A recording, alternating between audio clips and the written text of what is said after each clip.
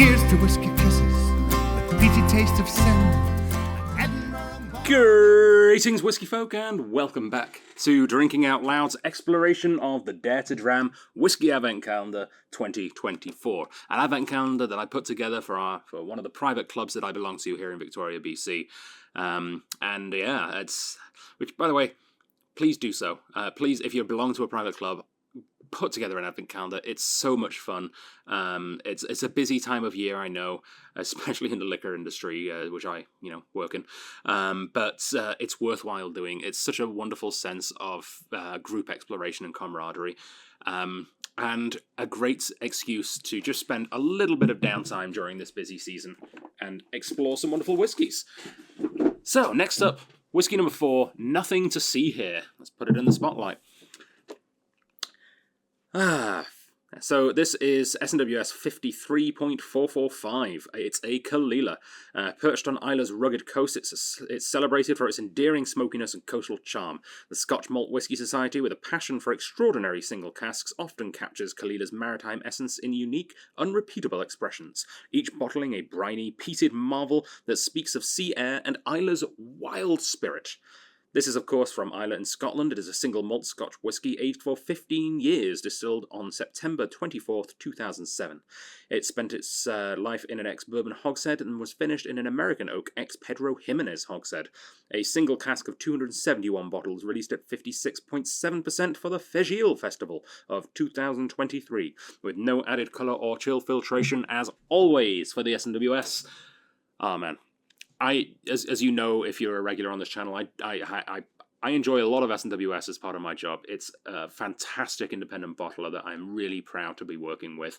And sometimes there's ones that just particularly stand out, and this was one for me.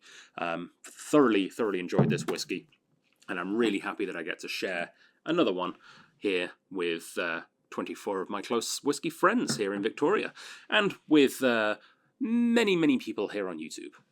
Thanks for tuning in. All right, whiskey number 4. Ooh, let's get it.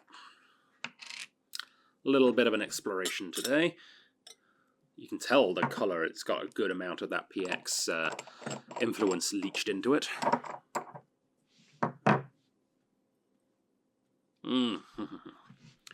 It's so easy to throw peat and smoke together and create a big, bold, unashamed whiskey.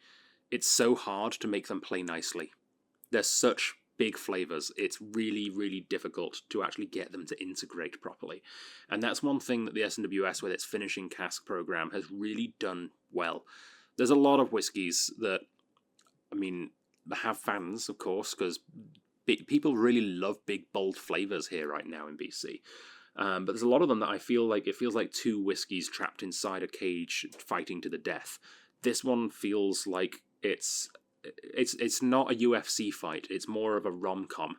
There's a little bit of clumsiness. There's a little bit of oops, but they get along really nicely. They complement each other and they work well. So lingering sort of distant smoke. It's there, but it's not in your face. It's a feature, but not the star of the show. It's got this beautiful, sweet, nutty, raisiny thing. Figs and dates. Yeah. Caol Ila is so underappreciated by the whiskey crowd at large. Everyone keeps going on and on about Lagavulin so much. And I honestly prefer Caol Ila. I really do. I don't quite get the Lagavulin hype. I love you, Nick Offerman. I do. You're a fantastic actor. Have you ever tried a Caol Ila? We should send Nick Offerman some Caol Ila. Some SMWS Caol Ila. And see if we can get him off that Lagavulin train. Don't get me wrong. Lagavulin's great. But I've always... Well, not always, but in the last few years, I've definitely been swayed heavily more towards Caol Ila. Partially due to availability, but because I've tried so many, I've tried so many more good Caol Ilas than I have good Lagavulins. And it might just be the bias of quantity. It might be the case, but regardless, that is part of the journey with those two distilleries. So don't discount Caol Ila.